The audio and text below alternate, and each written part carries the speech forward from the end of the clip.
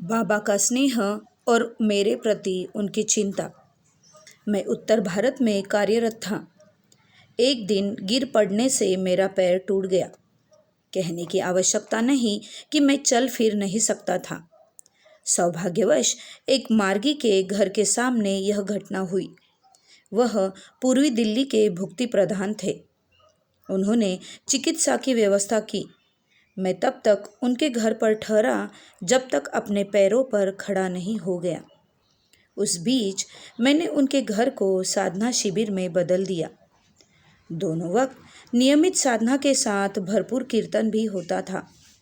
इस परिपाटी से परिवार के सभी बच्चों की साधना में रुचि बलवती हुई। चूँकि पैर टूटने के कारण मेरा आना जाना अवरुद्ध था, इसीलिए मासिक रिपोर्टिंग के लिए मैं बाबा के सम्मुख उपस्थित नहीं हुआ।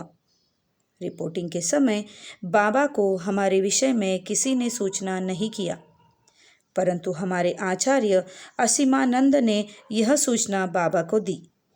इसीलिए स्वास्थ्य में सुधार तेजी से होने लगा। बाद में मैं दिल्ली स्थित बाबा क्वार्टर आ गया।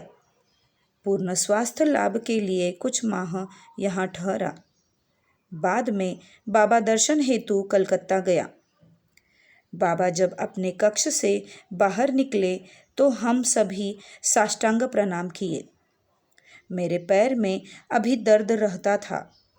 बाबा ने टूटे पैर के विषय में जिज्ञासा की, टूटे भाग पर दृष्टिगत किया और छड़ी के सहारे चलने की राय दी, ताकि टूटी हड्डी पर अधिक दबाव नहीं पड़े।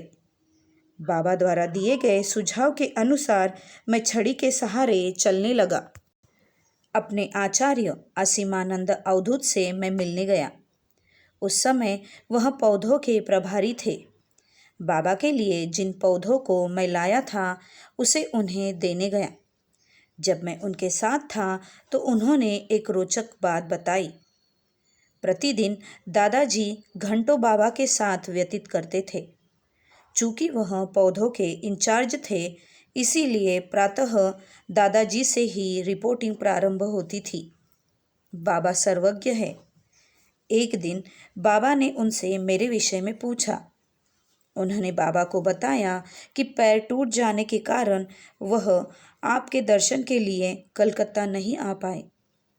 प्रतिदिन प्रातः बाबा उनसे मेरे स्वास्थ्य की रिपोर्टिंग लेते थे और स्वास्थ्य में प्रगति जानना चाहते थे।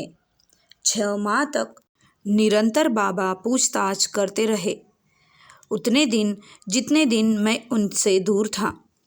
सुनते ही मेरी आंखों से आंसू झरने लगा।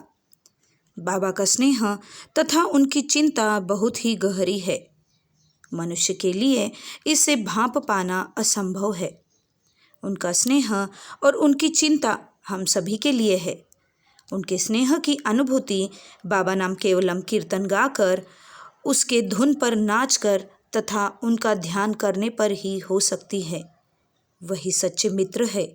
केवल वही है जो दुख से त्राण दिलाने हर समय पहुंच जाते हैं। आध्यात्मिक साधना विज्ञान के अंतर्गत आता है। इस आध्यात्म विज्ञान के प्रथम वैज्ञानिक भगवान शिव थे, जिनका आविर्भाव 7000 वर्ष पूर्व हुआ था। बाबा